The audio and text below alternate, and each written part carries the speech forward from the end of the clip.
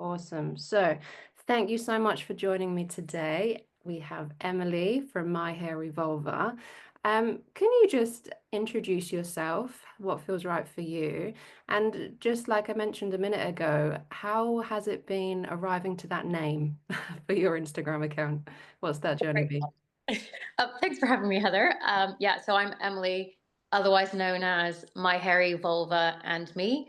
I'm a spoken word artist, and my pieces often center around my own personal experiences, fueled by anger and rage towards the patriarchy. Um, it's been quite a long journey getting to this poetry persona that I now inhabit. It all started in 2014, I believe. So I was a university student. So this is before I was a poet. So I was a university student and I was studying psychology. And I was in the library and I was quite naive about bodies and um, feminism, Mhm. and I was in the library. I was supposed to be revising for an exam, and I get distracted really easily. And I found the book, The Vagina Monologues, on the bookshelf. And I was just immediately enraptured with that title. I thought, I've got to read this. And I read it, and I was so blown away with these very honest portrayals about what having a vagina can be like. Oh, how can I shoehorn vaginas into my psychology thesis? I'm really excited about this topic and interested to kind of learn more about what's being done within the sphere of like activism and feminism around vulvas and genitals in general.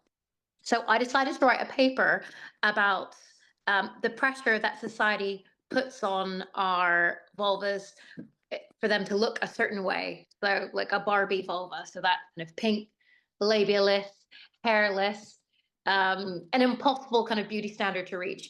And so I wrote this paper and wrote about how that pressure can have a huge impacts on how we see ourselves and our bodies. So if you have a vulva and it doesn't fit in with this kind of porn Barbie ideal, you might feel feelings of disgust or self hatred or shame, embarrassment, and that can really impact your mental health, but also your physical health. So it might prevent you from seeing your gynecologist about something you're concerned about, or even just your basic smear test, your annual smear test. And then I thought, okay, how can we promote like a vulva positivity, or like show a wider representation of the rich vulvas that exist, because vulvas can look so vastly different, which I didn't know until I started writing the paper, in fact. Like I said, I was quite naive and hadn't seen many naked bodies, and my sex education was really poor. Of Um, course. so I found some activists and some artists, or artivists, maybe they'd call themselves, who are doing some really interesting work around this topic. And this was at the time, so this is a while ago, around 2014. So there's one artist called Jamie McCarthy, you may know already. He's created a piece called The Great Wall of Vulva. And that is this beautiful big piece. And each brick is a mold of someone's vulva. So you can see all these vulvas next to each other. It's just yeah, I guess shocking in a way, because it's surprising to see how different they could look. And on a large scale, it's this wall of vulvas. So I thought, oh, that's a really great way of showing people like how different genitals can look. And then there's also someone called Cindy Gallop, who I looked into, who has a website called Make Love Not Porn, who you might have also heard of. And the idea behind that is to debunk like myths around how bodies should look, or how they operate, and shows real people having real sex, like in a way that's just not filtered or airbrushed, which I think is really cool. So I found all these interesting people doing wonderful things to promote vulva diversity and kind of body acceptance and body confidence. And I wanted to do something similar. So I got that paper published, which was great, like a good step along the way to doing that. And I was like, pat my back, I've done my thing for feminist kind. I can leave that now. I've done my bit. But I realized that, with scientific papers, they're written in a very specific language that's difficult to understand. I mean, I've reread the paper and I find it difficult to understand. And also, it's behind a paywall, so that's another barrier to people reading it. And I thought, oh, there must be other ways that I can promote a message of vulva diversity and support people with vulvas to feel more comfortable in their bodies. And I'd done all that research on these artivists and activists. Oh, I thought maybe I can support someone in their work to do this, this to achieve this dream that I had. So I decided to be a nude model for an artist, which was a bold move, never done that before. But I thought I'd do that. I practice my preach, accept my body, and kind of show it to the world and say, this is okay. And this artist had done some really good work around showing the rich tapestry of vulvas that exist. However, while I was modeling for this artist, I realized that they're a pervert, which was disturbing because that was really in juxtaposition with the personas that they presented, which was like a feminist and like a safe person. And their work is very different to actually who they are. So that was a bummer. That was thumbs down. That didn't work out. And then I kind of went slightly left field, but was still within the field of, I guess, genitals. I went on this video project where they were filming people who were sharing honest stories about leaking in public. So period leaking in public. I thought, oh, great. This sounds in the vein of something I want to do, which is kind of debunking stigmas around bodies and menstruation. Is such a taboo topic even today. So I thought, oh, I'll participate in that. Sounds right up my street. So I did that and shared some really gory details of, I mean, I'm leaking all the time because I've got really heavy period. Happens to me all the time. So I shared one of those stories when I was on the underground and, left a big old bloody mess. And I found that when I watched the video back that they'd taken of me, they'd edited out all of the gory language that I used, which I found to be very devalidating, and as if they were sanitizing my period. And I thought, what a shame. That didn't work out either. And it was at that point I thought, okay, well, I clearly need to take the reins and do my own thing in a way that feels authentic to me. So we started to write very open, very honest poetry about my long, straggly pubes, about leaking, about sex, and did that in my own voice. And that felt very liberating. And I started to share that in poetry spaces. And I created this name, My Hairy Vagin Me, at the time, because at the time, vagina was used more colloquially as the exterior as well as the interior of your genitals, right? And I had a good old time, like prancing around the feminist sphere, performing my pieces. And yeah, a lot's happened between now and then, actually. No, I don't know if you want to interject at any point. I love it. Like, oh, it's just, and just to say, like, I've got over 10 years working in the field of relationship and sexual health, and Yeah, I didn't use the word vulva until like 2020, and even yeah, then it's been a bit of a stretch. So representation does matter, but what a gateway drug, right? It's just yeah, like you fall down this hole, and I just really felt that when you said they sanitized your period, it's just like, yeah, it kind of wants you. I can imagine it just sets you off and wants inspires you to like push back even more and to become even more vile or yeah, sincere, honest, the yeah, reality of it. But we are like cleaned. We are taught to be limiting ourselves and to be palatable. And it's like, no, for who? For what? This is something that we live. Um, mm, so yeah, I really appreciate you sharing that journey, and kind of speaking to that piece about vagina because representation does matter, absolutely. mm. I'm curious, how then was the reaction of your friends, your family, even people online, actually, because I find that as well. There is a group of people that are all very supportive and for this, and then there are like perverts on the other side of it as well. So I'm just curious how Yeah, your experience has been, but also within your sphere, your people, how they respond to this as well. yeah. I guess initially, because I grew up in quite conservative um, household, I would say I was nervous to even share what I was doing with my family. So I started posting on Instagram, but I didn't post my face, and I was a bit anonymous. I didn't tell anyone I was doing it. And then I thought I'd test the waters and tell a few trusted people what I was doing, like writing this very open poetry and told them my Instagram name. And then it felt a bit more okay, and I felt a bit more sure of myself. And I started to share it with more and more people. And I found that most people were just kind of intrigued Yeah. and wanted to talk. And oh, okay, this is a great conversation starter, actually. And then people would share stories about their first period, or like ridiculous things that happen at school, like friends saying, "Oh, if you use tampons, then you're no longer a virgin." Although virginity Yeah. is a cultural construct anyway. Like that is such a damaging thing to say. Um, and yeah, I just got more and more confident. I started to perform in more and more different spaces. I mean, I very much started out performing in like the girl boss era, when Mhm. everyone was buying pink candles with boobs on and t-shirts with bombs, and what were the pussy hats, those pussycat hats people were wearing.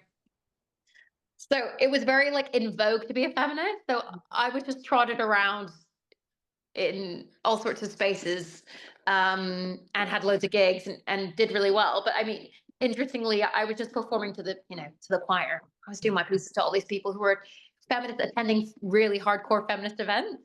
And I because I became more comfortable myself in what I was doing, I invited my dad to some of these gigs and my mom. And they were the only people who were like, it was very new to, and they'd be asking questions like, oh, sitting in a audience, around menstruation, kind of raising money for period poverty. My dad be at the back being like, "Oh, what is period poverty?" Attending a period poverty event, Well, everyone else in the room knew what it was. Um, Wow. so I did that for quite a while, like strictly stuck to the feminist spaces. And then it's only really been more recently that I've started infiltrating like the poetry scene, which is quite a radical scene, but however, not strictly feminist. And sometimes it does actually feel quite uncomfortable to have the name of my hairy vulva, or people laugh when I'm introduced. And then even I sometimes feel a bit embarrassed. And then when I share my pieces, I don't know how the response is going to be. So it feels a bit more dangerous now that Mm. I'm outside of the echo chamber. But in fact, it's probably more useful for me to be performing my activist pieces in spaces where people don't share the message that kind of I hold dear to my heart, which is, own your body and don't be shamed, and don't let others control you, or don't let the patriarchy control you, really. And just, I feel like taking a moment for that because I can't help but do this work, whatever that means, do this work, Yeah. be in this field, advocate for vulvas, and not think about previous vulva owners throughout history that have been silenced or abused. And so Yeah. just to take a moment that actually, yeah, being in that space, absolutely, being in a room full of people that get it, awesome vibe, but actually standing there, standing proud, doing this work, that that's a legacy. That's educating people. That's advocacy. That's fighting the good fight as far as I'm concerned. So thank you for you and the work that you do. I mean, it's not for the faint-hearted, is it? Like, you really do come across some moments where you're like, oh, there are moments where I'm less brave and ask to be called MHV instead of my hairy vulva, because I'm like, I don't feel like this room is going to accept me. But I think that's also, you have to do a bit of self-preservation as well. And sometimes you are feeling a little less like bold, and I think that's okay to accept that as an artivist or an activist, that there will be days when you feel less ready to fight the fight, I guess. Because there have been moments when I have been rejected, because of my work or because of my name. I haven't. There was a book that I wanted, an anthology that I wanted to be published in, and I said, but it's really important that I'm published under my hairy vulva and me. And they said, oh, we can't do that. And I said, okay, I understand. I'm willing to compromise. Can you just publish me under MHV? Like, I'm happy with MHV. And they said, oh, no, we can't do that. I'm like, well, we're just going to have to not, they're going to have to agree to like not, for me not be published in this book, although I really want to be published in this book. Um, but there have been other times when I haven't stood my ground, and I've just been like, yeah, okay, fine. we'll go for we'll go for Emily today, because actually, I feel like those spaces maybe need to hear. Once I get in, I'm able to perform my pieces. At least I'm able to perform my pieces. So it's kind of like push and pull sometimes. I don't know if you find that yourself. Yeah, absolutely. And yeah, I mean, I've got all sorts of confidence talking about mutual masturbation Yeah, at 11 o'clock in the morning in a school to a room of year 10s or something, but yeah, going like social anxiety, go into a pub on my own or something like that. It's like, no, I couldn't yeah, possibly. And yeah, so I feel that. But yeah, yeah, I almost hear this like kind of having to take a disguise or having to you're not in a disguise, but like, yeah, okay, let me get in that room and then just let this flow because these people need to hear it. But it's still, I was going to say a hangover, but it's still very prevalent, the patriarchy and the impact it has on us, just yeah. being free to express and create and educate. Yeah, that's so true. It's just being free to, what's so dangerous? It's just a bit of creative expression. Yeah, Big deal. It's just a body. Yeah, but I do feel like I do have to sometimes, yeah, go in disguise so that I'm able to deliver my message because I use humor. Often people are willing to hear it, like because I can disarm with a bit of humor. yeah, So once I'm on stage, it's fine. It's just sometimes getting there to yeah. perform. Yeah, And the reality is that everyone experiences this as far as I'm concerned. So my background as a relationship and sexual health educator is that the everyone needs comprehensive sex ed because it impacts the relationships that you have, the families that you choose, and I appreciate not everyone has sex or is into it. Um, but it is the biggest taboo alongside periods administration if we put this all yeah, together is like don't talk about it, no, hush hush hush hush, but it's education that everyone can benefit from, and if not for you then you can pass on to other people. So that yeah, hangover of shame um is my fire, is like that's the reason that I didn't get an education and I navigated this world with the script that I would receive just being born female, um, yeah, to play out this role and the experience that you have growing up watching Disney princesses and all the mm, rest of it. And now I'm like, I have this thing that gets banned from Instagram, groomed by the patriarchy, because I'm like, it's bigger than me. It's bigger than us. There's this huge system. But here we are, trying our best to show up. yeah, But I'm also interested in what I found when I started this, and I can't remember how I got into it. I think mm, I knew about Bloody Good Period for a long time, and now I yeah. actually work for them, do their Bloody Good Employers program as one of Oh, do you really? Yeah, yeah. Um, but it's, yeah, I feel vulva is a gateway drug and it leads to different things. And I'm just aware of this network and this community. And I know you've run the Vagina Festival as well. So I'm curious how that is with yeah, regards to this community, but also how has it been in, let's say, the last 10 years with regards to Instagram, yeah. that network kind of change, or where has it been and where is it going? How has that journey been? Yeah, I guess I would describe myself as an old hag, like in a good way. Like I'm not trying to be disparaging of myself, but I'm an old hag now. So I think it all exists on TikTok, and I'm trying to like take a little step back. But like through the last, I don't know, like 8 years, like I said, I've kind of been through the girl boss era, and I thought that was here to stay. I mean, I've got many things to say about that in a way that's like, oh, didn't really like elements of that. However, at least like feminism was like sexy and cool, and people wanted to be feminist and wear pink tops that says I'm feminist. Like that was kind of great, and people were talking openly about their beliefs. But I feel like more recently, and you mentioned this at the beginning of our conversation, or maybe before we started the podcast, I don't know. But trans people's rights are being stripped from, well, stripped from their, what am I trying to say? Sometimes I get my words muddled, but are being violated. Maybe that's the right word, being violated. And that feels like a very different place to be now. Is that because, like, as feminists, we weren't supporting our trans siblings hard enough? Like, maybe that's true. And then we've come to a place that feels more conservative now, which is quite frightening.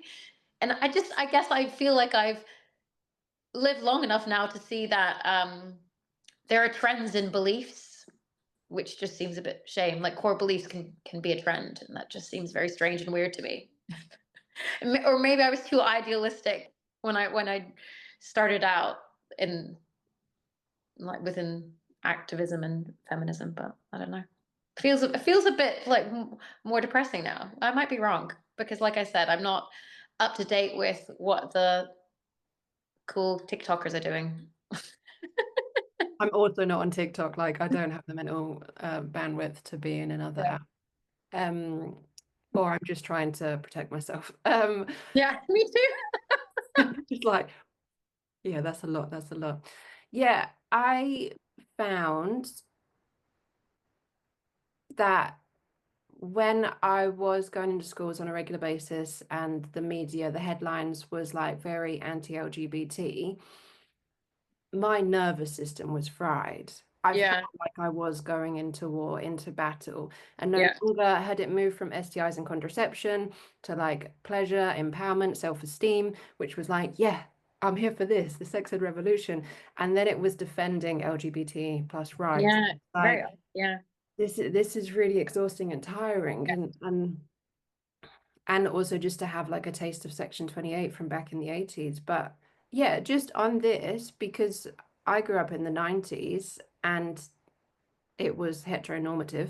Yeah. Um, how was, I mean, sex education was. I'm curious, how was sex education for you? Because I don't actually remember anything from that time. My sex education. So it was purely received at school. I didn't learn anything outside of that. 'Cause also, my band of friends were kind of the nerds in the library.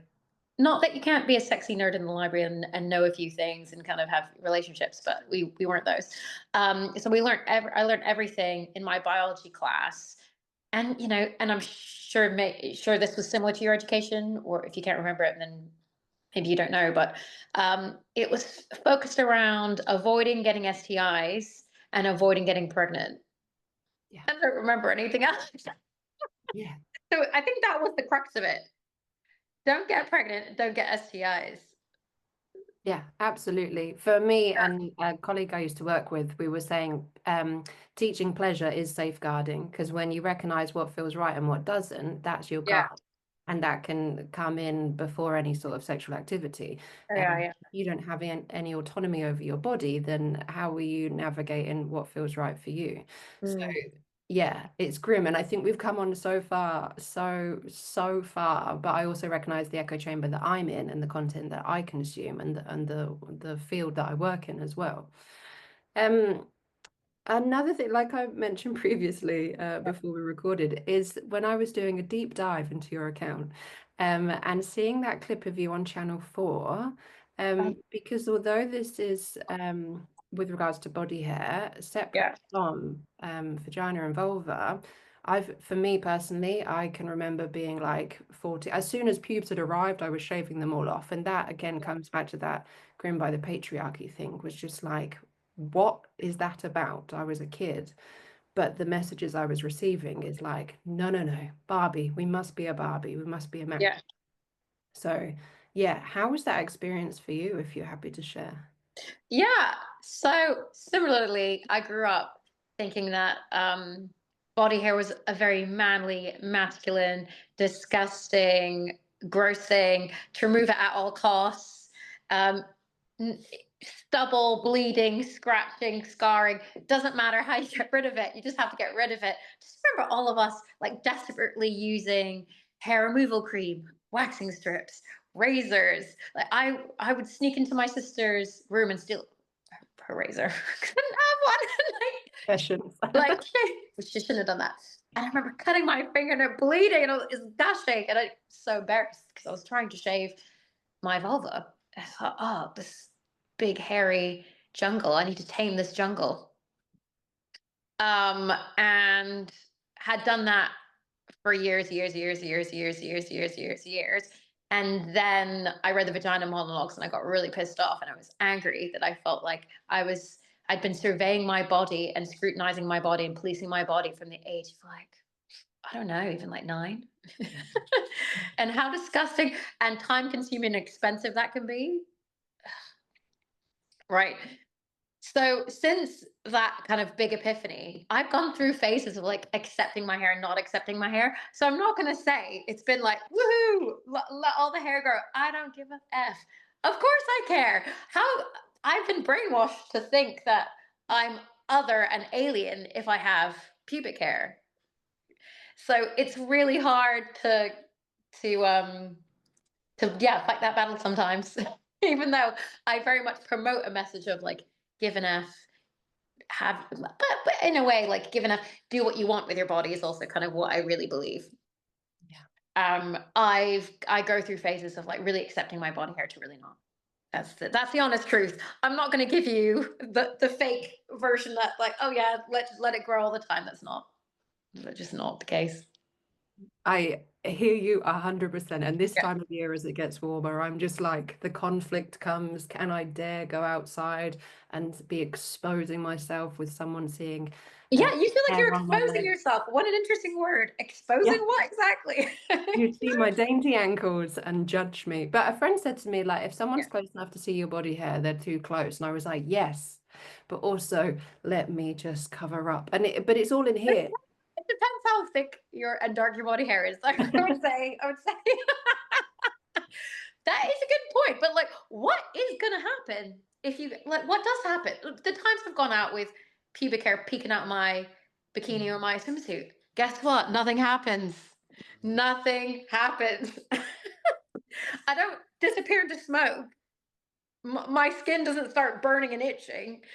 I don't get everyone going like this and screaming, "She's got body hair. She's got body hair." That's what you think is going to happen, and none of that happens, does it? No.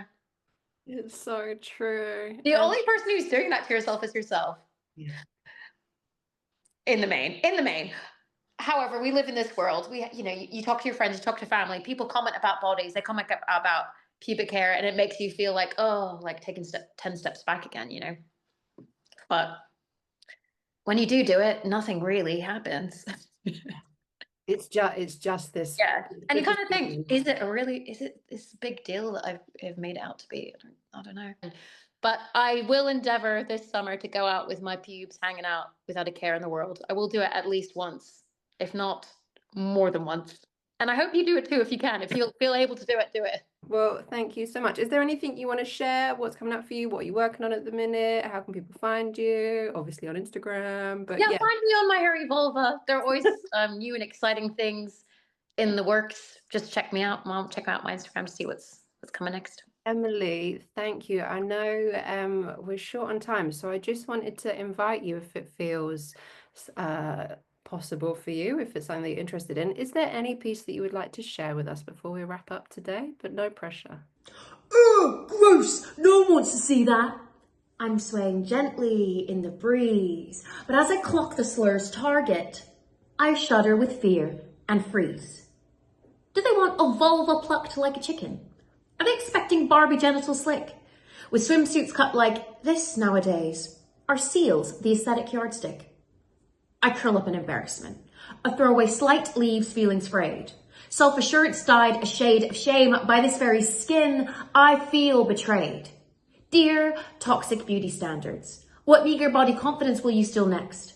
The wisps around her knuckles, the trailing hair along her neck, the soft down tickling her earlobe, the spiky growth on her big toe, the silk strands hidden in her elbow crease, what real estate is yet to own? Now, I may not be the Greta Thunberg of the gash or the Malala of the muff, but I believe change can start from something small.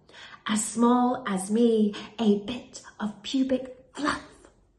This is about ownership of the self. I stand in solidarity with every solitary strand. This is not a fringe conversation. I stand for the rights of this fleshy mound.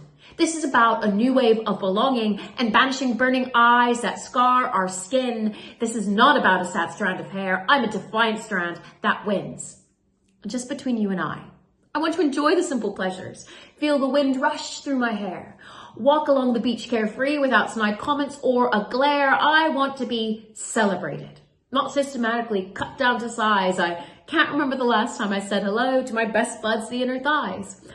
I want to expand my horizons, meet hares from other meadows, but whenever I'm out in public, they're hidden away in gusset shadows. Now, I know being visible and proud isn't for every pube. I don't judge them for keeping under wraps, but my very existence shouldn't be a dispute. I will continue to protest till pubes can live and grow where they please, till gingers, greys, and mousy browns can embrace their identity. Fast forward 20 years. My keratin is dulled, but my soul still shines. I'm on that fateful beach where I heard those hateful cries. Ooh, gross! No one wants to see that. And I can't believe my eyes. Vision blurred through thick sunscreen. My peers are everywhere, peeking out from neoprene, short curlies, long whirlies, stubbly pals and wiry friends. Proof that acceptance can happen and hateful narratives can end now. I may not be the Greta Thunberg of the gash, or the Malala of the muff, but I believe change can start from something small as me, a bit of pubic